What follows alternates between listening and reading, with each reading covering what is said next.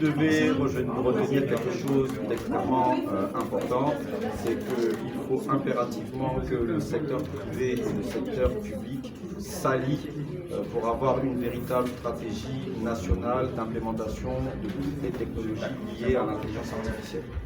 Merci à toi. Merci.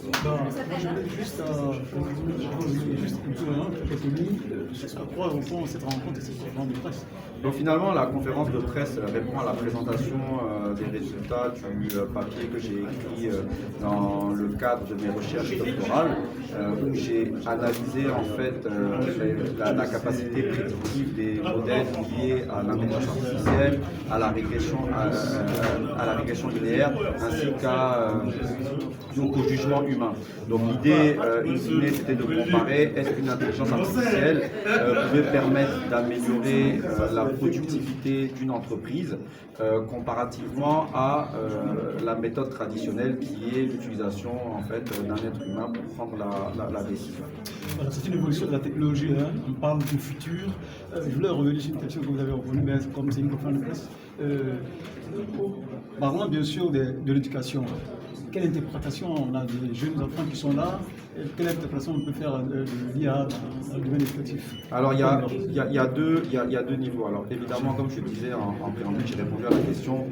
Nelson Mandela disait le savoir est une arme. Et dans une ère de disruption technologique qui est celle dans laquelle on évolue aujourd'hui, le savoir est plus que capital. Alors la disruption actuelle et l'évolution qu'il y a autour des technologies liées à l'IA peuvent aider la Côte d'Ivoire et l'Afrique en général déjà à résorber le gap en termes d'éducation parce que énormément d'outils vont être développés qui permettront en fait de partager le savoir et la connaissance au niveau des enfants pour qu'ils puissent grandir et appréhender leur éducation d'une manière beaucoup plus pointue. Ça c'est le premier point, mais le deuxième point aussi qui est très intéressant et qu'il faut impérativement adresser, c'est que on doit revoir tout le système éducatif qu'on a.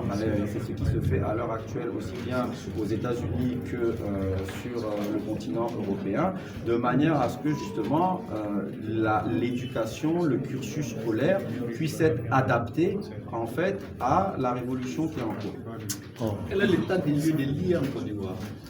Il y a beaucoup à faire. Donc, comme je l'ai dit, la bonne nouvelle, et ça c'est quelque chose à retenir, c'est que le secteur public, et donc mon ministère de tutelle, qui est le ministère de l'économie numérique, a beaucoup investi en ressources du secteur privé qui a rejoint le secteur public. Et ils ont créé en fait cette division qui est la division de l'innovation et des startups. Donc, c'est quelque chose qui est quand même relativement intéressant.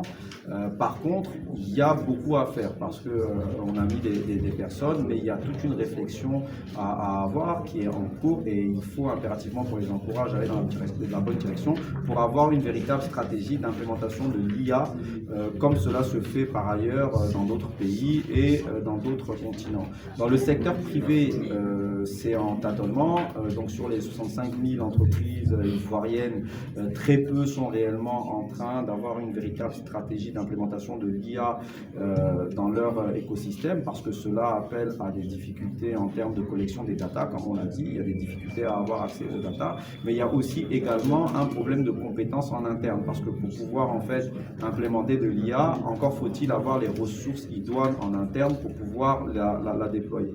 Donc il y a beaucoup à faire. Et d'ailleurs, c'est le sujet de la discussion qu'on a eue aujourd'hui et la volonté et la nécessité que nous devons tous avoir d'aller dans cette direction. Parce qu'un chiffre clé que j'ai partagé, c'est qu'aujourd'hui, il faut comprendre qu'une entreprise qui implémente de l'IA a un gain de productivité de 25%. Donc ça, c'est énormément de recherches qui tournent autour de cela. Et mieux encore, en termes d'amélioration de la bottom line, la profitabilité, les entreprises qui implémentent en fait des technologies liées à l'IA améliorent à peu près de 15% leur profitabilité. Donc si dans le concert des nations, nous voulons avoir des entreprises qui gagnent, on doit les encourager en fait à implémenter le plus rapidement possible les solutions liées à l'IA.